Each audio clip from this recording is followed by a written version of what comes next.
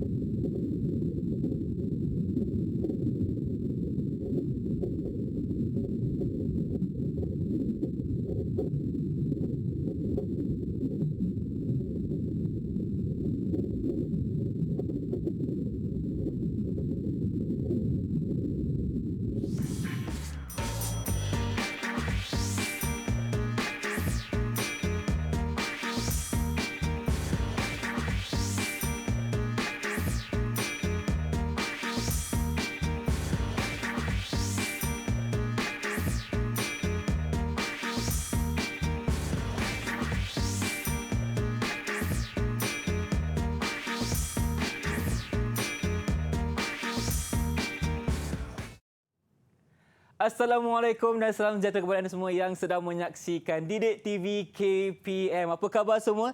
Saya mengharapkan anda dalam keadaan yang sihat sejahtera. Okey, sebelum kita teruskan pembelajaran kita hari ini, tadi anda lihat satu lakonan mengenai mata pelajaran kita yang pastinya akan diterangkan oleh guru kita. Baru saja kita lihat profil beliau sebentar tadi. Jadi Ifan nak persilakan di sini Cikgu Ahmad Baihaqi Muhammad Yunus. Silakan Cikgu, apa khabar? Okey, cikgu kita dari Sekolah Menengah Kebangsaan Mahmud Raup Pahang. Okey, cikgu. Ya. Cikgu sihat Alhamdulillah hari ini. Sihat, alhamdulillah. Baik, cikgu pun nampak bersemangat dan bertenaga hari ini. Jadi, mungkin kita boleh teruskan dengan penceritaan mengenai kita punya gimmick hari ini, cikgu.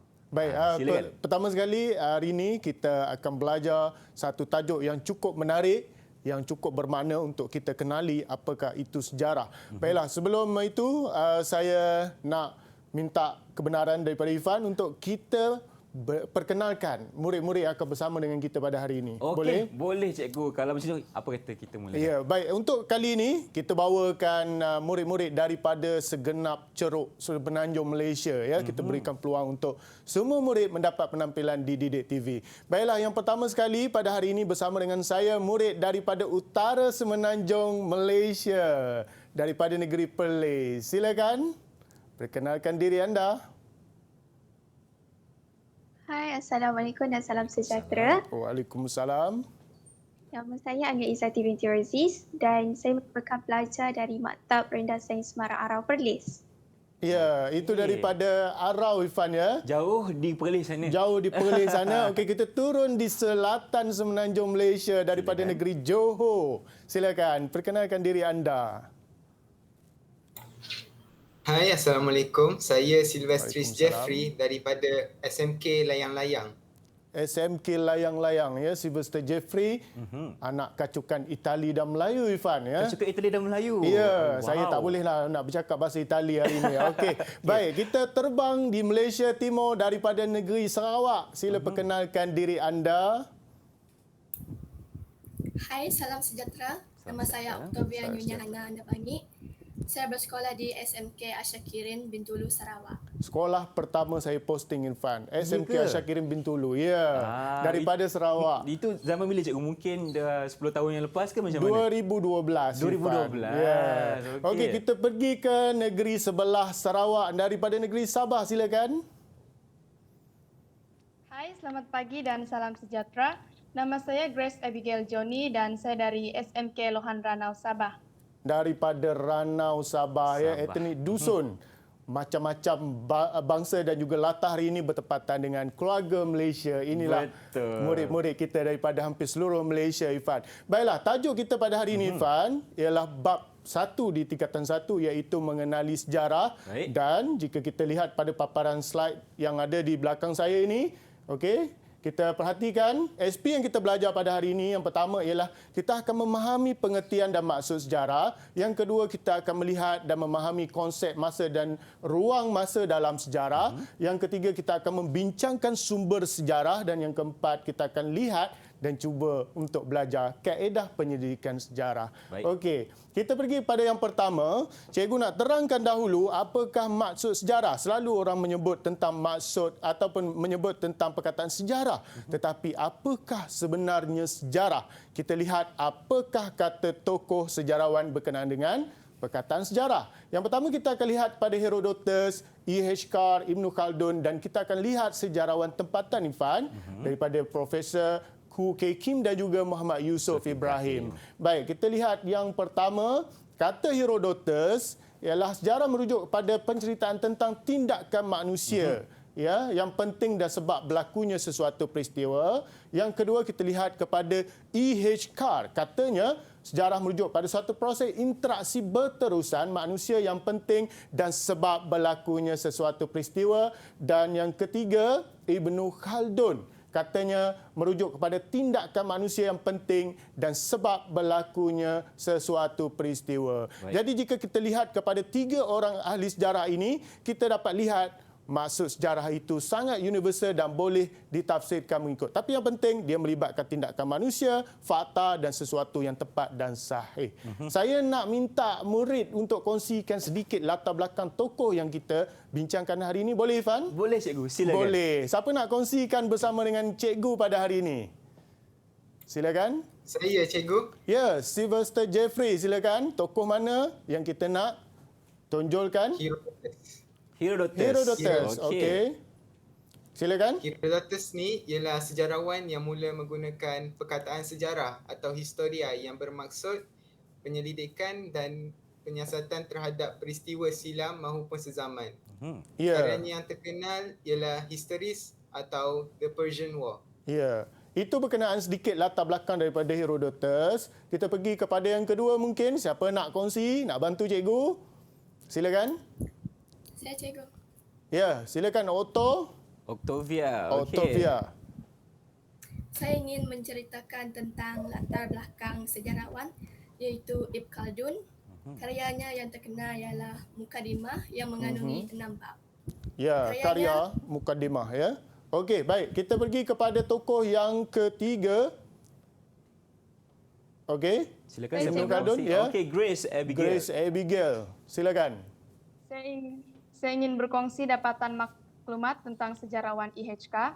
Menurut beliau, sejarah merupakan tindak balas pembaca terhadap penulisan sejarah, iaitu fakta-fakta yang ditulis oleh sejarawan. Dan karya beliau yang paling terkenal ialah What is History? Ya, What itu is history? berkenaan dengan latar belakang daripada tokoh yang memberikan definisi sejarah, Ifan. Dan kita ada juga daripada Malaysia, Khoo Kay Kim dan juga Muhammad Yusof Ibrahim. Kita boleh rujuk di dalam buku teks. Jadi secara mudahnya tajuk hari ini, kita sudah faham apakah maksud sejarah. Betul. Dia melibatkan tindakan manusia, peristiwa dan perkara-perkara yang sudah pun berlaku tetapi pastinya sahih dan juga penting, bernilai. Itu yang kita nak tengok, Ifan. Ya, itu untuk yang pertama. Baiklah. Nampaknya kita dah tahu maksud sejarah yang mana telah diceritakan oleh cikgu dan anak muridnya. Sekarang ini kita nak berehat seketika, kembali selepas ini di Slot Mendengar Rendah Didik TV KPM. Jangan ke mana-mana.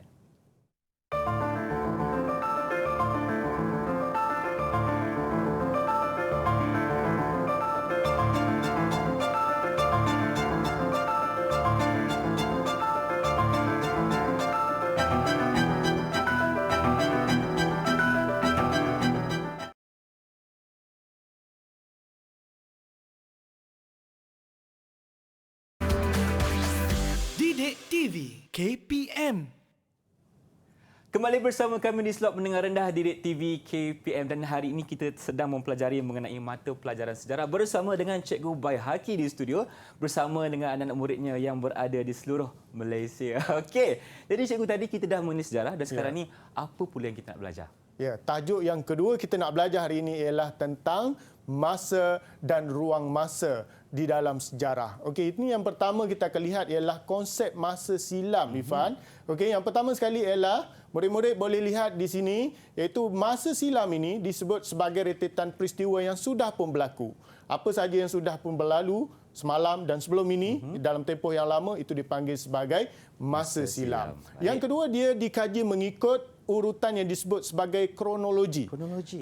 Macam kehidupan kita ini, kita tidak terus besar macam ni. Lahir-lahir terus boleh bercakap, ada janggut jambang Tidak dan sebagainya. mungkin, cikgu. Tidak mungkin. Tidak ya. mungkin. Kita akan mengalami proses pembesaran yang disebut sebagai kronologi. Itu yang kedua. Yang ketiga, dia disusun mengikut tempoh masa daripada awal hinggalah yang terakhir, dan dalam sejarah ini sebenarnya dia tidak ada had masa. Makin lama pun masih lagi orang mencari dan juga mengkaji tentang sesuatu peristiwa, dan yang ini yang paling penting. Ahli sejarah melabelkan masa ini mengikut kod tertentu, contohnya diukur seperti sebelum Masihi dan juga Masihi. Ya, yang ni kita kena faham apa yang dimaksudkan sebagai Masihi. Dia merujuk kepada kiraan kalender macam yang kita pakai hari ini, iaitu dipanggil kalender Masihi. Merujuk kepada zaman kelahiran Nabi Isa sebagai permulaan kepada tempoh masa yang diukur untuk menilai suatu masa dan juga peredaran zaman itu sendiri. Baik, yang kedua, ini disebut sebagai konsep ruang di dalam sejarah, ya. Oleh kerana ruang masa ini sangatlah luas, jadi ahli sejarah membahagikan ruang masa ini kepada 3. Yang pertama, ingat betul-betul, 10 tahun dikira sebagai 1 dekad. Yang kedua, 100 tahun dikira sebagai 1 abad. Yang ketiga, 1000 tahun dikira sebagai 1 alaf. Ada 3 istilah ruang masa yang ingin kita belajar hari ini. Dan di dalam sejarah ini, oleh kerana tempoh masanya sangat luas, 1000 tahun ini lama, Ifan. Ya, kita hidup pun dah rasa lama. Ya. Jadi ahli sejarah membahagikan penulisan ini mengikut tema. Sebab itu ada penulisan sejarah bertemakan politik, ada bertemakan ekonomi dan ada bertemakan sosial. Okey, baik. Yang kedua ialah ahli sejarah kalau mengikut kepada tempoh ruang masa negara kita, kita membahagikan mengikut zaman pun boleh.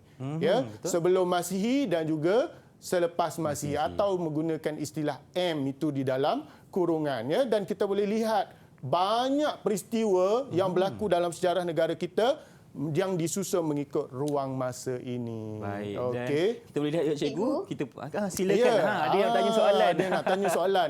Okay. Silakan. Okey. Mak cikgu saya bercelah, tapi saya nak tanya satu soalan. Adakah kalender yang kita guna pada hari ini ni ada berkaitan dengan konsep masa yang cikgu terangkan dekat kita orang tadi? Ya. Bagus soalan dia. Ada kaitan tak dengan konsep masa kita bincangkan tadi? Sebelum saya jawab, Ifan, kita buka peluang. Kok ada murid lain yang nak memberikan jawapan atau pandangan? Silakan. Silakan. Siapa nak jawab soalan? Ya. Daripada negeri Sabah. Grace, silakan. Ya, kalender yang digunakan pada hari ini ada kaitannya dengan konsep masa yang cikgu sebutkan tadi.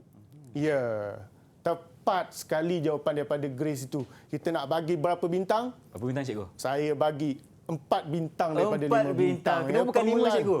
Nanti dululah, awal lagi ya. Nanti dah bagi penuh. Last nanti kita nak bagi tak cukup bintang pula. Okey, boleh, tak ada masalah. Okey, tepat sekali jawapan daripada Grace tadi. Memang ada kaitan ya. Sebab itu saya nak tanya Irfan pula lah. Nak tanya saya pula. Okey. Oleh kerana kalender yang kita guna pakai pada hari ini mengambil tahun kelahiran Nabi Isa. Bermaksudnya ketika Nabi Isa dilahirkan, kiraannya ialah kosong tahun. Betul. Ya. Katalah Nabi Isa ada sekarang ini, berapakah usia dia? Berapakah usia dia, cikgu? Berapa usia dia? Alamak. Nampaknya Ifan memerlukan kalkulator di sini. Kalkulator ya. Okey, perlukan bantuan ke? Saya perlukan bantuan. Siapa nak tolong saya jawab ni? Siapa nak tolong daripada Irfan? Silakan. Berapakah umur Nabi Isa kalau masih ada sekarang lah? Ya. Silakan. Ada siapa nak kongsi? Saya, cikgu. Ya, silakan. Jeffrey, silakan. Kalau Nabi Isa masih hidup sekarang, umur dia ialah 2022 tahun. 2022 tahun. Okey, sebab kita kira daripada Masihi itu kosong. Dan sekarang ini tahun 2022. 2022. Maknanya 2000 tahun 22 lah. Ya, 2000 tempoh tahun. masa yang dah berlalu daripada ukuran zaman kelahiran Nabi Isa. Sebab itulah umur kita pun ada. Macam umur saya berapa? Saya akan kira daripada tahun kelahiran saya berapa dah dengan keadaan sekarang ini. Ya? Baik. Itu dipanggil sebagai tempoh atau ruang masa di dalam sejarah. Okey, Irfan, saya nak uji lagi pelajar saya. Boleh. Okey, kita buat kuis kilat, Irfan. Kuis kilat. Okey, Ya. maknanya kena jawab cepat-cepat lah ni. Okey, saya beri peluang untuk Irfan bertanya soalan Okey, secara saya. kilat, ya, Secara cepat kilat. dan pantas. Baik. Soalan yang pertama. Okey. Kod SM dalam penulisan sejarah merujuk kepada konsep masa yang mana satu? Siapa nak jawab? Kod SM. Ya, Alia Silakan, daripada Alia. Perlis. Harum Manis. Kod SM merujuk kepada sebelum Masihi. Sebelum Masihi. Tepat sekali jawapan tersebut, Jadi Irfan. berapa bintang, cikgu? Kita bagi 4 juga dulu. 4 sebab juga nanti dulu, baru okey. kita akan nilai layak atau tidak dapat 5 bintang. Okey. Baik. Okey. Soalan kedua mungkin, Irfan. Soalan kedua. Okey. Tempoh masa 10 tahun merujuk kepada... Siapa nak jawab? 10 Baik, tahun. silakan. Otovia. Dekad. Dekat. Bukan dekat, Irfan. Bukan dekat. Okey. Tepat sekali. Tepat sekali. 4 bintang juga kita Baik. berikan, Irfan. Tahniah. Okey, beri tepukan untuk Okey. Otto. Ada lagi ke, cikgu? Boleh bagi satu lagi soalan. Satu lagi soalan. okey. Okeylah. Okey, Ifan bagi soalan ni kena angkat tangan cepat-cepat, right? Okey, berapakah tempoh masa bagi istilah alaf? Silakan. Alaf. Okey, silakan Jeffrey. 1000. 1000. 1000 Okey. tahun. Tepat? Tepat sekali. Tepat sekali. Okey. Sebab itu zaman kita sekolah dulu, Irfan, pada tahun 1999, orang dah sibuk dah bercakap kita nak masuk alaf baru. Betul. Ingat tak? Tapi saya baru umur setahun waktu tu, cikgu. Umur setahun je. Aduh, rasa tua pula dah saya. Okey. Okey. Waktu itu di sekolah kita akan sebut kata kita dah nak masuk alaf baru. Kenapa alaf baru? 1000 tahun. Daripada 1900 daripada 1000 ke 2000. Betul. Ya, betul Kita ya. nak berubah kepada alaf yang seterusnya Alaf lah. yang seterusnya. Okey. Okey, jadi berapa bintang untuk Jeffrey, cikgu? Jeffrey kita bagi 4 bintang juga, sama setara semuanya. Baik, nampaknya semua orang telah Okey. menggenggam 4 bintang setakat ini. Baik. Irfan, Okey. Ya, saya. kenapa kita perlu tahu tempoh masa di dalam sejarah? Sebab seperti yang saya sebutkan tadi, ya, dalam penulisan ini tempoh masanya sangat panjang. Setuju. Ya, jadi kemungkinan untuk kita menilai satu peristiwa tu kadang-kadang dia memakan masa yang sangat panjang. Contohnya perang atau pemerintahan sesuatu dinasti mungkin. Jadi pemerintahannya memakan masa sampai beratus atau beribu tahun misalnya. Jadi sebab itu perlunya ruang dan masa itu di dalam sejarah. Dan di depan kita ini sebenarnya juga pentingnya kita tahu ruang dan tempoh masa. Sebab untuk kita menilai, kadang-kadang artifak atau penemuan arkeologi misalnya, dia memakan masa yang lama. Jadi untuk kita lihat kualitinya, tempoh masanya, kaitan dengan kehidupan pada masyarakat terdahulu, penting untuk kita kuasai konsep ruang dan masa di dalam sejarah. Okey, nampaknya cikgu penting sekali untuk kita tahu. Yang paling penting Sifan rasa adalah kita kena pastikan kronologi yang ada terhadap satu perkara itulah, betul tak cikgu? Ya, betul. Sebab kita nak pastikan sama ada berapakah usia barangan-barangan artifak sejarah ni. Ya, betul. Ya. Jadi setiap kehidupan kita pun, kalau kita nak mencatatkan sejarah kita sendiri, kita boleh menyusun mengikut kronologi. Okey cikgu, kalau Ifan nak tanya satu soalan ya, cikgu. boleh. Kalau kita nak buat diari, itu adakah dikira sebagai kita mengikut ruang masa sejarah? Betul. Diari ialah contoh kita merakamkan sejarah diri kita dalam bentuk kronologi dan urutan masa. Sebab itu kita ada tarikh. Betul. Ya? Kalau kita lihat orang putih, dia menulis diari, dia mesti setiap catatan dia itu ada tarikh dia. Ada tarikh. Kesilapan terbesar kita ialah selalu kita tidak meletakkan tarikh dalam penulisan kita. Dan zaman moden ini, kita sebenarnya hampir semua orang menulis diari. Apakah diari yang saya maksudkan tadi? Diari yang cikgu masukkan. Mungkin ada yang nak bagi respon daripada murid. Bantu Irfan. Silakan. Semua orang menulis diari. Ya, Alia. Silakan. Saya rasa mungkin apabila kita upload sesuatu dekat social media. Tepat. Nampak tak? Nampak. Okay, kita kaitkan dengan teknologi sekarang di mana kita akan ada, orang kata apa, kita akan cuba untuk menyediakan ataupun menunjukkan kepada orang lain tentang kehidupan kita seharian melalui sosial media kita lah. Ya, sebab itu jangan fikir negatif pada media sosial. Positifnya ialah kita merakamkan setiap detik dan kenangan yang istimewa dalam hidup kita ini dalam bentuk dokumen dan bertarikh. Itu paling penting Itu yang sekali. paling penting. Fan, Baik, cikgu, terima kasih Okey. untuk segmen kedua ini. Dan sekarang ni kita nak berhenti berehat seketika. Boleh. Kembali selepas ini di slot pendengar rendah Didik TV KPM.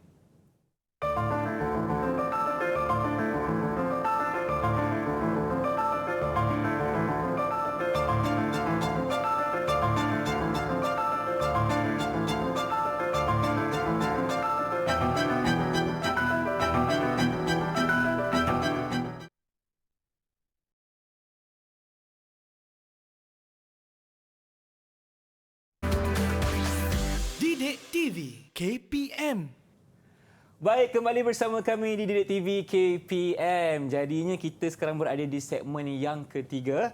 Jadi apakah perkara yang kita nak baca seterusnya, cikgu? Ya, segmen yang ketiga ini kita akan belajar tentang sumber sejarah. Tadi kita dah kenal, dah faham sejarah. Sekarang kita akan lihat bagaimanakah sesuatu peristiwa atau fakta itu ditulis. Dia mesti merujuk kepada sumber yang autentik dan juga sahih untuk memastikan fakta yang ditulis adalah tepat dan tidak terpesong daripada sejarah yang sebenar. Okey, yang pertama sekali kita akan lihat ada dua jenis sumber di dalam sejarah, Ifan. Yang pertama sumber apa? Apa, cikgu? Sumber apa? Sumber primer dan sumber sekunder. Ya, tepat sekali. Ya. Okey, sumber yang pertama kita nak lihat, Ifan, ialah sumber primer. Apakah itu sumber primer? Sumber primer dia merujuk kepada sumber yang belum diolah atau diterbitkan. Yang kedua, dia mesti bersifat asli. Dan yang ketiga, belum lagi ditafsir oleh mana-mana sejarawan. Maka ini dipanggil sebagai sumber primer. Dan ada contoh-contoh untuk kita faham apakah itu sumber primer. Jadi sebab itulah, kalau kita lihat di sini je mungkin kita akan di awang-awangan saja kan. Betul. Jadi saya bawakan khas sampel-sampel. Bawakan untuk kita semua hari ni. Lama. Okey. Ada batu nisan, batu bersurat semua ya. Saya angkut bawa ke studio ini untuk memastikan murid lebih faham. Contoh-contoh sumber primer yang pertama kita boleh lihat ialah fosil ya. Fosil. Di tepi Ifan itu ada satu contoh fosil. Ini ke, cikgu? Ya. Okey, baik. Okey. Itu model saja ya, bukan milik individu sebenar ya. Okey. Okey, baik. Fosil ialah rangka manusia. Ini ialah sumber primer yang pertama ya. Yang kedua ialah kita ada artifak di tepi Irfan tu Okey, di sini. Itu ialah contoh. Yang ada seramik ya.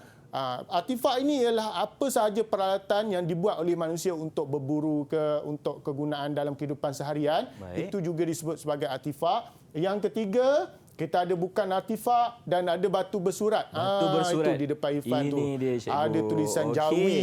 Okey, yang merakamkan sesuatu peristiwa. Okey. Kemudian kita ada contoh dokumen lain seperti dokumen rasmi, manuskrip, fail rasmi jabatan, surat peribadi dan diari seperti yang kita bincangkan tadi, seperti yang berada di tepi saya ini, contoh-contoh sumber bercetak ya. Okey, baik. Yang kedua kita nak lihat, Ifan, ini disebut sebagai sumber sekunder. Okey, murid-murid boleh perhatikan di sini. Yang pertama sekali, apakah maksud sumber sekunder?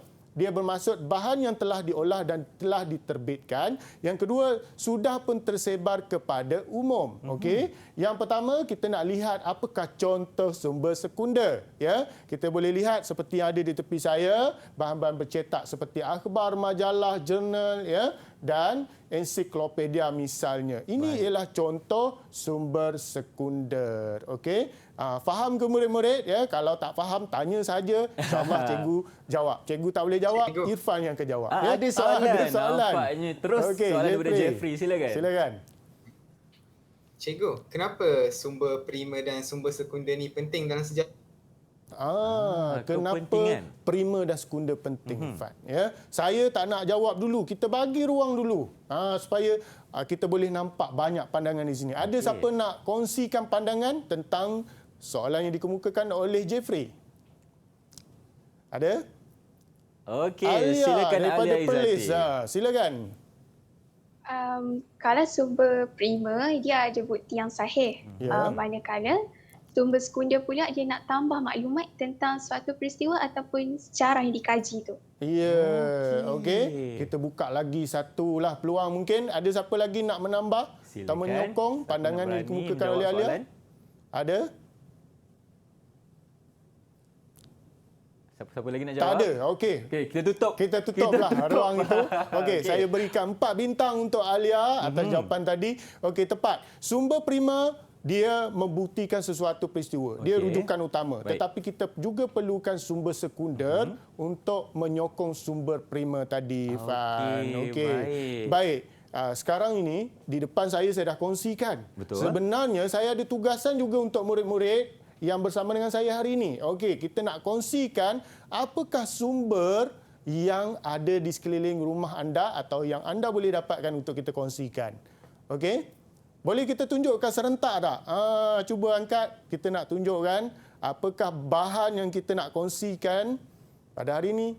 Ada dokumen. Irfan ada nampak sijil lahir pun ada kat situ. Sijil lahir pun ada ya. Pastinya bukan sijil lahir Irfan ya. Bukan. Saya Bukan, ingat ada dekat Okey. saya. Jadi simpan elok cikgu, itu bukti sejarah saya. Ya, Sejarah okey, kelahiran kena saya. simpan ya.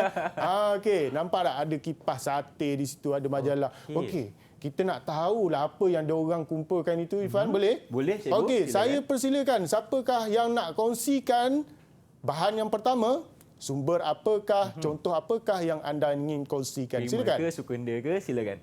Sila. Saya cikgu. Okey. Ya? Octavia. Octavia. Silakan. Okey, ini adalah contoh sumber yang saya perolehi, iaitu majalah ni adalah dalam kategori sumber sekunder. Ya, sumber sekunder, Irfan. Okey. Majalah, okey. Itu ada pinggan di situ. Okey. Ini pula adalah contoh sumber seperti artifak, iaitu pinggan. Pinggan ni adalah dalam kategori sumber prima. Sumber prima, prima. ya, Okey. pinggan mangkuk ya. Mungkin ada nilai sejarah sendiri cikgu Ada terhadap ya. pinggan tersebut. Okey. Baik, siapa lagi yang kedua nak kongsikan? Silakan. Ya, Silakan Alia. Alia Izzati. Okey, kat dekat saya sekarang ni ada satu contoh manuskrip. Manuskrip ni tergolong dalam sumber prima, di mana manuskrip maklumat yang ditulis sama ada atas kertas ataupun atas daun lontar yang macam saya pegang sekarang ni. Okey. Ada maklumat, macam ada tulisan lah kat situ. Ada tulisan ke? Ada juga. Tulisan apa tulisan tu? apa tu? Saya macam tertanya lah apa yang ditulis di situ. Saya tulis alif bata. Okey. Ya, alif bata. Huruf Okey, Jawi, daun lontar ini salah satu contoh, Ifan. Zaman dahulu tidak ada lagi kertas, ya.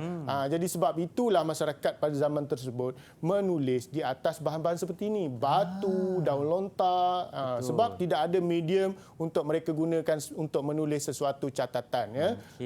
Okey. Baik. Yang ketiga. Cikgu, sebelum kita teruskan yang ketiga, berapakah bintang untuk Octavia dan Alia, cikgu?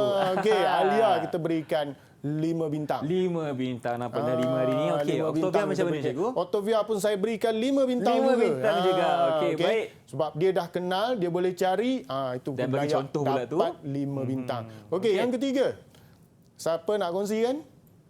Tinggal Jeff. Saya, cikgu. Okey, Jeff, silakan. Jeffrey. Okey, di sini saya ada tulang ataupun fosil yang dikategorikan sebagai sumber prima. Sumber prima. Boleh saya tahu tulang apa sebenarnya tu? Tulang kambing. Tulang kambing ya. Okey. Jangan tulang manusia masa Jangan kemalangan bahaya. bukan ya. Saya tak suruh mereka korek kubur ya. nasib Itu kena baik. tangkap. Okey. Okey. Itu ialah sumber prima, Sumber prima. fosil. Fosil. Okey. Baik, bagus Jeff. Yang kedua? Di sini saya ada sebuah jurnal. Sebuah jurnal. Jurnal. Okey. Okey. Sumber yang merupakan sekunder atau prima? sumber sekunder. Sekunder. Sebab ciri-cirinya adalah dia telah pun diolah dan juga tersebar kepada orang ramai. Ya, betul. Fosil tadi sumber prima sebab dia masih lagi asli, belum lagi ditafsir. Ya. Kalau kita korek, kalau kita buat kerja ekskavasi nanti, tulang tu bukan tulang kambing mungkin, tulang dinosaur atau tulang manusia. Ya, kadang-kadang kita ketemui, ini adalah sesuatu yang sangat berharga untuk kita mengenali jenis-jenis sumber. Okey, yang terakhir, Grace, silakan. Sabah silakan. Sumber sejarah yang ada pada saya ialah Keratan Akbar. Keratan Akbar, okey. Sumber prima atau sekunder, Grace? Keratan Akbar ini berada di dalam sumber sekunder. Sekunder, okey. Yang seterusnya. Yang kedua? Itu saja, Cikgu. Itu saja. Dia ada satu saja. Okey. Susah nak cari yang lain agaknya. Okey, tak mengapa. Janji kita berikan kepada Grace 4 bintang lah. Dia tak cukup 1 kan. Okey. Untuk Jeffrey tadi, Cikgu? Untuk Jeffrey kita bagi 5 bintang juga sebab dia cukup 2 kategori sumber untuk dikongsikan. Baik. Okey. Baik, ini juga kita nak lihat Ifan ya, selain pada apa yang ditambah tadi, kita nak lihat ini adalah contoh artifak. Ya, artifak ialah alatan ciptaan manusia. Contoh di seberang sana, kalau murid-murid boleh lihat, perhatikan, itu ialah contoh barangan buatan manusia. Di sini, Cikgu, ya? Ya, ada untuk minuman, untuk isi makanan bekas dan sebagainya. Ya, okey. Dan ada alatan, contohnya di sini. Macam saya bawa ni, di bawah ni sebenarnya ada alatan batu, Ifan. Oh, okey, Cikgu. Alatan batu. Alatan batu. Alatan okey. batu.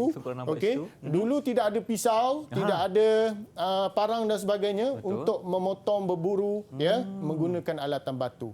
Jadi ini juga salah satu daripada kategori sumber yang kita belajar ini, ya. Okey. Yang kedua ialah bukan artifak, dia merujuk pada data arkeologi berkaitan dengan budaya manusia yang terdapat di bawah tanah dan di permukaan tanah. Contohnya ada lukisan di dinding, ya.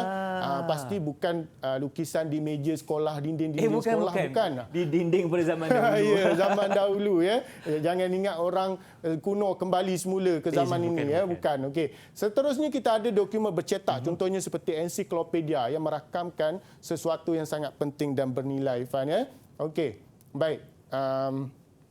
Sampai di situ untuk sesi kali ini kita sudah mengenali jenis-jenis dan juga sumber dalam sejarah. Ada berapa jenis? Ada 2, Cikgu.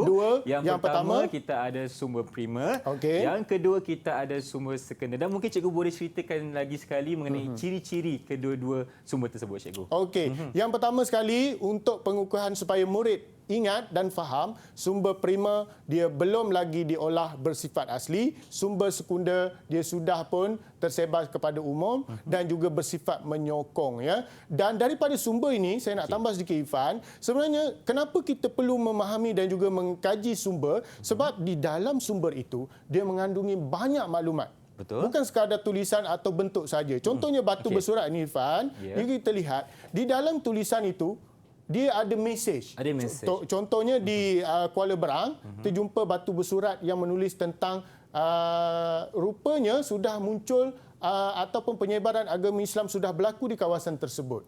Ini ada buktinya, Cikgu? Ada bukti. Maksudnya di situ kita dapat gambaran masyarakat sudah pun menganut agama Islam, ya. Kemudian batu nisan, contohnya yang saya buat ini daripada polystyrene di depan Cikgu buat ni. sendiri, Bukan yang original. Sampel saja. Di batu nisan itu juga ada tulisan. Kadang-kadang dicatatkan tahun. Dan di pekan ini kita dapat tahu bila Islam itu datang, ya. Kemudian daripada seramik bentuk itu. Okey, boleh Ifan angkat satu, Cikgu? Ya. Okey, kita tunjukkan. Okey, baik. Contoh, ya. Jadi biasanya kita akan jumpa daripada kerja-kerja arkeologi di dasar laut, ya, kita akan jumpa pinggan mangkuk. Ya, laluan kedudukan Malaysia ini terletak di laluan perdagangan antarabangsa. Betul, ya. Cikgu. Kita ada jumpa pinggan daripada dinasti-dinasti Cina yang lama, ya, dan daripada situ kita boleh lihat interaksi hubungan antara masyarakat dunia luar dengan masyarakat tempatan. Betul. Contohnya artifak loceng ini dijumpai di Kampung Pencu Muar, ya, dan loceng ini dibuat oleh Kerajaan Funan. Okey. Kerajaan Funan di atas Kemboja sekarang, ya. Itu maksudnya kita boleh nampak interaksi perdagangan itu sudah berlaku dengan masyarakat di Muar Johor Muar ini. Johor. Jadi sebab itu sumber ini sangat penting. Membantu untuk kita mendapatkan soal kebudayaan, cara hidup dan juga kreativiti. Ya, kalau kita lihat bagaimana manusia pada zaman dahulu misalnya menggunakan alatan batu. Perubahan zaman, nanti murid-murid akan belajar dalam tajuk selepas ini mungkin kita akan belajar tentang perubahan zaman daripada Paleolitik, Mesolitik, Neolitik. Alatan batu daripada kasar lebih berseni, lebih berfokus. Sebab itu kita perlu menguasai dan juga meneliti sumber. Baik, Cikgu. Terima kasih atas penerangan untuk segmen siang sekarang ini di mana kita mengenali apakah sumber-sumber sejarah yang ada dua, iaitu sumber primer dan juga sumber sekunder. Okey, kita sekarang nak berhenti berehat seketika, kembali selepas ini bersama kami di Didik TV KPM.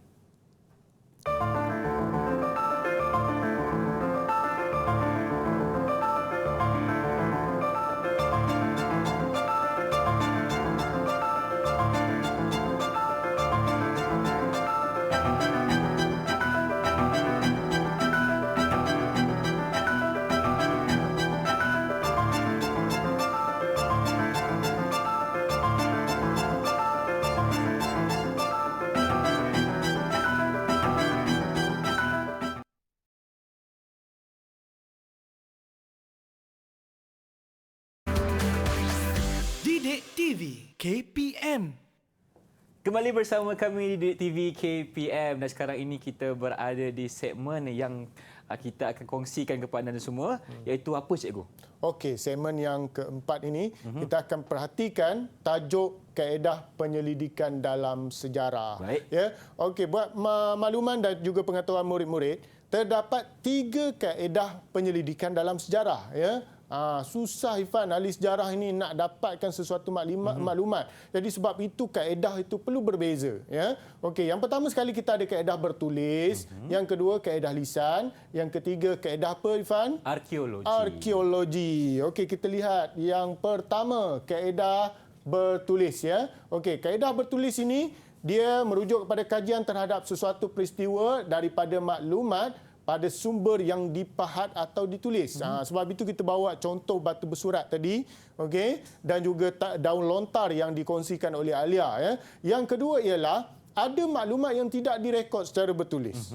Tetapi ada dalam ingatan dan pengalaman manusia. Baik. Jadi itu juga kita boleh jadikan sebagai satu sumber rujukan, dan untuk mendapatkan maklumat tersebut kita boleh menggunakan kaedah lisan. Lisan. Okey, kaedah lisan ini perlu melalui proses temu bual. InsyaAllah kalau ada masa kita cuba buat satu simulasi sebentar lagi. Okey, yang ketiga ialah satu kaedah. Bertulis pun tidak ada, ya. Lisan pun semua orang tak hidup pada zaman 5,000, 10,000 tahun dahulu. Betul. Caranya ialah kita dapatkan maklumat melalui kaedah arkeologi. Okey. Kaedah ini digunakan secara saintifik untuk mencari maklumat sejarah daripada bahan tinggalan sejarah, ya. Okey. Baik, kita lihat yang pertama, ini ialah proses kaedah bertulis. Kita perlu menyusun beberapa kaedah. Yang pertama sekali, kenal pasti sumber, Rifan. Okey. Yang kedua, kita perlu mendapatkan dan mengesahkan sumber bertulis tersebut daripada arsip ke, perpustakaan ke, atau milik individu perseorangan. Okey. Yang ketiga, kita kumpul dan kita simpan sumber yang diperoleh. Kemudian yang keempat, kita menggunakan peralatan yang sesuai, sebab ada sumber-sumber yang lama ini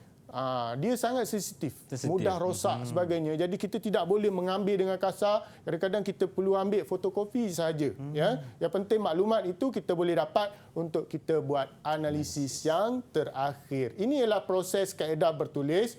Yang kedua ialah proses kaedah lisan, ya. Yang pertama, tahap yang pertama perlu buat persediaan dulu. Kita kena tentukan apa, Ifan? Tokoh dulu. Tokoh dahulu. Siapa kita nak buat temu bual. Kenapa kita nakkan dia? Sebab ada maklumat penting, dia ada prestige, ada pengaruh, ada kedudukan yang melayakkan dia memberikan maklumat dan juga info. Yang kedua, kita perlu buat rakaman temu bual. Kenapa kita tidak boleh tanya saja? Sebab kalau kita tanya saja, tak ada bukti cikgu. Tak ada bukti. Yang kedua, sifat kita ni mudah lupa. Betul. Tadi kita dah dengar, balik lain orang cerita, lain kita Dia tulis. bagi A, kita tulis B pula. Ya, sebab itu Susah. kita perlu rakam, perlu rekod, sama ada melalui visual ataupun audio, Irfan, ya, untuk memastikan maklumat itu tepat dan tidak terpesong. Yang ketiga ialah kita perlu proses rakaman itu. Cerakinkan apakah maklumat yang kita nak daripada temu bual tersebut. Ini ialah proses kaedah lisan. Yang ketiga ialah proses kaedah arkeologi. Murid-murid lihat di sini, ini ada contoh di dalam buku teks pun kita boleh lihat bagaimana proses arkeologi itu dibuat mengikut prosesnya yang tersendiri. Contohnya ada perancangan grid. Yang ini prosesnya kalau saya boleh ceritakan begini. Bila ahli arkeologi ni nak membuat kerja-kerja ekskavasi, maksudnya kerja cari gali, mereka akan pergi ke lokasi sama ada di gua ke atau kawasan dipercayai ada penempatan manusia pada zaman dahulu. Jadi kita akan menggunakan peralatan. Contohnya peralatan macam kita kesan periuk api itu. Okey. Jadi ada logam atau objek di dalam tanah, maka mereka akan menandakan kawasan itu. Okey. Tandakan dengan penandaan grid, kemudian dia akan tanda ukur dengan benang ke dan sebagainya. Kemudian barulah kerja-kerja cari gali itu dibuat, ya. Dikorek dengan sangat teliti dan memakan masa kadang-kadang bertahun, Irfan. Bukan pergi korek-korek terus jumpa sampel, ya, bukan. Okey, itu ialah contoh bagaimana kaedah arkeologi. Okey, ini ialah contoh kerja-kerja di makmal arkeologi. InsyaAllah kita akan buat satu simulasi sebentar lagi. Ada 2 simulasi yang cikgu janjikan. Ya, okey. Ini ialah arkeologi bawah air. Saya nak terangkan dahulu. Ini ialah salah satu cabang yang baru dalam arkeologi di Malaysia. Sebelum ini kita buat di daratan. Sekarang ini, bila kita lihat banyak kapal-kapal karam dan juga tenggelam yang memerlukan kita buat kerja-kerja kajian untuk pastikan semua sumber itu tidak terhapus begitu saja. Ya, jadi kajian ni, arkeologi ini dibuat untuk mengetahui tentang peninggalan manusia yang terdapat di dasar laut, sungai atau tasik melalui kapal dagang yang melalui laut tersebut. Yang kedua ialah dia dari segi tekniknya kita perlu sesuaikan sebab di dasar laut ini macam yang kita buat di awal rancangan ini sangat sukar, Irfan. Memerlukan kos, peralatan, kemahiran. Kalau Irfan boleh tak menyelam scuba? Kita kalau tak cuba tak tahu cikgu. Kalau diberi peluang saya akan cuba juga. Ya, saya kalau diberikan tong oksigen, saya berani cuba. Betul. Kalau menyelam gitu saja saya tak berani. Tak kita keluar baliklah cikgu. Okey. Baik. Inilah contoh. Kita ada universiti, contohnya Universiti Malaysia Sabah, ya, mempopularkan kerja-kerja cari gali untuk kita pastikan khazanah negara itu tidak terlupus begitu saja.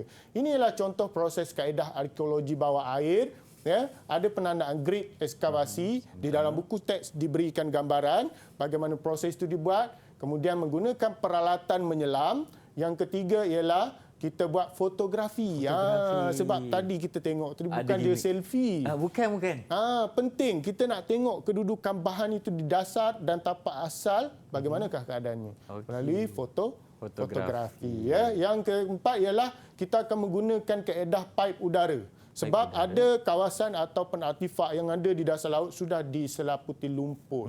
Lapisan tanah itu perlu dibuang. Macam mana nak guna cangkul di dasar laut, Irfan? Ya? Kita menggunakan paip udara. Disedut ke atas untuk memastikan artifak tidak rosak dan diletakkan di atas satu permukaan, diapungkan menggunakan peralatan untuk diangkat ke permukaan paras laut. Itu ialah contoh proses arkeologi bawah air. Okey. Baik, Irfan. Sekarang saya nak bahagikan murid saya ni kepada 2 kumpulan. 2 kumpulan, okey. Okey, kumpulan yang pertama akan cuba buat kaedah bertulis. Okey. Kumpulan yang kedua akan buat kaedah lisan. Okey, sementara kaedah bertulis menyiapkan tugasannya mengikut proses yang saya dah ajar tadi, saya nak satu kumpulan buat kaedah lisan. Jadi kita nak jadikan Irfan sebagai orang sumber. Saya jadi orang sumber hari ni? Orang sumber. Okey, sebab boleh. Irfan ini figura yang cukup tersohor jugalah.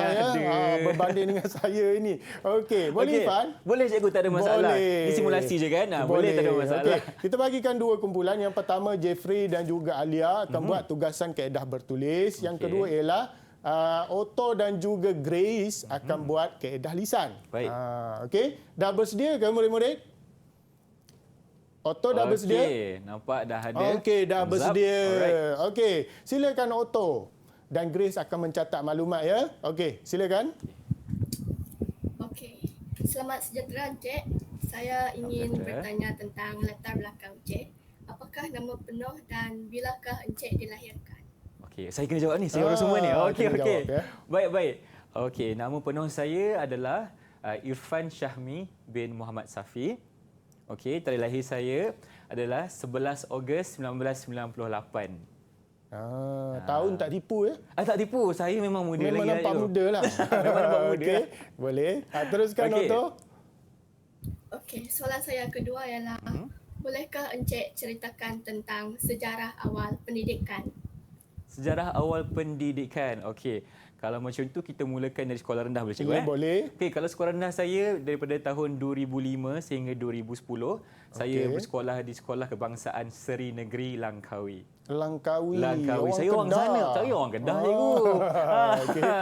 Okey, kalau kemudian? untuk sekolah menengah dari tahun 2011 hingga 2013 saya bersekolah di Sekolah Menengah Kebangsaan Mahsuri Langkawi juga. Langkawi juga. Okey, tetapi selepas itu saya berhijrah ke Jitra Kedah di mana tahun 2014 sehingga 2015 untuk SPM saya bersekolah di Sekolah Menengah Sains Kubang Pasu Jitra Kedah.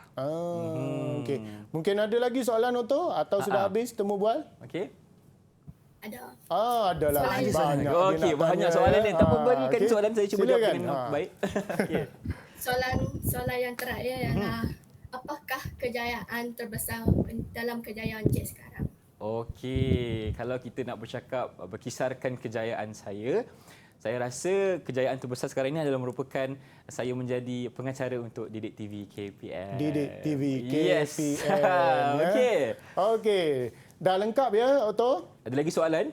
Tak ada. Okey. Tak ada. Baik, Okey. kita nak tengok apakah maklumat yang dirakamkan oleh Grace. Silakan. Okey, silakan Grace. Baiklah, saya akan berkongsi maklumat, hasil dapatan maklumat bersama temu bual dengan Encik pengacara tadi. Okey. Nama Encik pengacara ialah Encik Irfan Syahmi bin Muhammad Syafi, kalau tak silap. Okey, kalau kita boleh betulkan sedikit, Safi bukan Syafi. Okey, Safi. Okey. Okey, yang kedua. Sorry. Tak apa, tak ada masalah. Okey. Okey, Encik Irfan lahir pada 11 Ogos 1998 Okey, betul. dan Encik Irfan mendapat pendidikan sekolah rendah pada tahun 2005 hingga 2010 di SK Sri Negeri Langkawi. Okey. Kemudian mendapat pendidikan sekolah menengah pada tahun 2011 hingga 2013 di SMK Mahsuri Langkawi. Okey. Seterusnya, Encik pengacara berpindah sekolah di Negeri Kedah pada tahun 2014 hingga 2015 di SMK Sains Kubang Pasu, Kedah. Mungkin kita boleh tengok jawapan untuk apakah kejayaan Encik Irfan yang dicatat oleh Grace? Kejayaan terbesar Encik Irfan sepanjang karier ialah menjadi pengacara Didik TV KPM. Okey.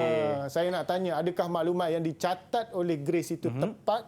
Okey, ada Atau sedikit sahajalah. Ya. Di mana Sekolah Menengah Sains Kubang Pasu bukan SMK Sains Kubang Pasu.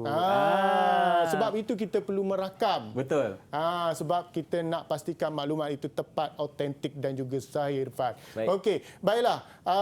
Secara serentak, saya nak tengok apakah hasil tugasan kaedah bertulis yang dibuat oleh Alia dan juga Jeffrey. Apakah sumber bertulis yang anda kaji? Okey. Apa tu Irfan? Pada tangan Alia. Pada tangan Alia kita ada Keratan Akhbar, cikgu. Keratan Akhbar. Tulisan apa tu? Tulisan Jawi. Tulisan Jawi. Okey, pada Jeffrey? Pada Jeffrey kita ada buku, cikgu, Poster. poster. Ataupun risalah. Ya. Risalah. Okey, Baik. apakah maklumat Alia dapat daripada Keratan Akhbar? Boleh Irfan baca ke tulisan Jawi itu? Negara berkabung, cikgu. Negara berkabung. Ya, tepat sekali. Okey, Alia, silakan. Okey, ini adalah Keratan Akhbar Keluaran Utusan Melayu. di mana Kereta Khabar ni memaparkan berita tentang pemergian Tun Dr. Ismail iaitu pemangku Perdana Menteri negara kita. Maknanya kita boleh dapat maklumat daripada Keratan Akhbar. Betul. Satu contoh. Okey, yang kedua Jeffrey, silakan. Daripada hanya satu poster atau risalah, apa risalah. maklumat yang Jeffrey dapat? Di sini saya ada sebuah poster yang mengajak penduduk Tanah Melayu untuk belajar dan menggunakan bahasa Jepun. Saya rasa poster ni digunakan masa pendudukan Jepun di Tanah Melayu. Okey, daripada poster, maklumat yang sedikit pun masih lagi kita boleh mendapatkan maklumat daripada bahan tersebut. Kita dah selesai 2 kaedah. Betul, Sekarang kita nak tunjukkan contoh kaedah arkeologi. Okey. Di depan tu saya ada sediakan satu tugasan untuk Irfan buat. Okey cikgu, sebelum saya teruskan cikgu, berapakah bintang untuk kesemua anak murid cikgu tadi? Okey, terlupa pula kita. Tak apa. Saya berikan 5 bintang Okey, untuk tugasan mereka buat, ya. Jadi sekarang saya pula lah nak kena buat simulasi ni. Ya. Alamak, okey. Mengikut proses ini, Irfan. Baik. Okey. Kerja-kerja di makmal arkeologi. Okey, Okey, di yang sini ada apa pertama, cikgu? Kita buat pemunggahan. Okey, pemunggahan. Irfan keluarkan apakah sampel yang ada di dalam tu. Baik, kalau kita boleh lihat di sini, kita ada siput cikgu Kulit siput, Kulit siput. kerang dan sebagainya. Okey. Banyak jenis ya Banyak bentuknya. jenis. Okey, Okey. boleh Irfan keluarkan, letakkan di Keluarkan. atas. Baik, Okey, kita keluarkan. papan untuk kita buat proses yang kedua. Okey, Irfan keluarkan 1, 2, 3 dululah, okey? Okey. Nampak ada pasir-pasir kat sini. Jadi proses yang kedua ialah kita buat pembersihan. Pembersihan. Gunakan Okey. berus Irfan ya, jangan guna klorok, sabun dan Jangan. sebagainya. Cikgu Irfan tanya, kita Ya. boleh pakai berus yang macam mana cikgu? Berus yang lembut lah, sebab itu kita pakai berus. Sebab bahan artifak ini usianya sudah memakan masa yang sangat lama. Okey. Jadi dia sangat sensitif. Sangat sensitif. Itu pun kena buat perlahan-lahan Irfan. Oh, Macam perlahan-lahan. dibelai-belai kena dia. lembut. Okey. Macam sapu makeup jugalah ya. Faham. Okey. Sebab kita tak nanti nak dia ada akan yang rosak. Ya, betul. Okey. Okey, kita bersihkan daripada kotoran. Okey. Okey, kemudian kita perlu buat kerja katalog Irfan. Kerja katalog. Macam mana Ya. cikgu? Okey. Kenapa kita perlu buat katalog? Sebab bahan ini daripada tapak ekskavasi tadi, ya, kita dah tandakan grid dia. Betul. Nombor dia, kedudukan di mana, kotak ataupun petak mana yang dibuat penggalian itu. Okey. Kemudian perlu diletakkan dalam katalog, disusun. Disusun. Lapisan tanah itu membezakan tahun. Okey. Makin baik. dalam, makin lamalah dia tertimbun semua ya. Jadi sebab itu kita perlu buat katalog. Okey. Okey. Okey, kita letak di dalam kotak itu Irfan. Okey, di sini cikgu sediakan kepada Irfan satu kotak di mana Irfan boleh meletakkan kulit siput ni sebenarnya. Kita buka dan kita simpan. Okey. Kita letak dekat sini. Perlu untuk kita katalog dan juga simpan sebab nanti kita akan hantar ke makmal untuk dibuat analisis. Okey. Maklumat dan selepas proses itu dah siap barulah diletakkan di muzium untuk dipamerkan Irfan. Baik. Okey, boleh Irfan buat satu lagi cikgu Boleh, satu Okey, lagi. Yang pertama tadi kita keluarkan. Okey. Yang kedua kita kena bersihkan terlebih dahulu. Okey. Kita bersihkan. Yang macam cikgu cakap tadi kena lembut-lembut je. Lembut saja. Kalau tak nanti mungkin akan berlaku kerosakan kepada kita punya bahan sejarah ni. Okey. Dan selepas kita dah bersihkan, kita masukkan ke dalam kotak untuk katalog. Ya, Okey, katalog. Irfan letakkan dekat sini. Kalau kita boleh tengok, ini antara kulit siput yang Irfan dah buat sementara ini lah. Sempurna satu proses itu tutup. kaedah arkeologi. Okey, begini Kerja di hasilnya. makmal ya Irfan. Okey. Baik Irfan. Jadi kita dah terangkan 3 kaedah penyelidikan di dalam sejarah. Betul. Ya. Murid-murid boleh cuba di rumah ya, dan ada pengukuhan di dalam portal sumberku dan juga perkasa. Perkasaku. Boleh rujuk di situ, tambahkan, dan di dalam buku teks itu ada aktiviti yang kita boleh buat ya, boleh cuba sendiri dan pastikan kita menghayati sejarah dan mengenali sejarah itu sendiri Irfan. Baik. Boleh kita buat kesimpulan lah pada kalau macam apa tu, yang cikgu, kita belajar. Kita dapatkan seorang murid cikgu untuk berikan rumusan. Siapa Ya, cikgu nak bagi rumusan ni? boleh. Saya beri peluang lah siapa yang nak membuat kesimpulan rumusan daripada apa yang kita belajar hari ini. Silakan. Angkat tangan anda. Saya, cikgu. Okey. Ya, Octavia. Silakan.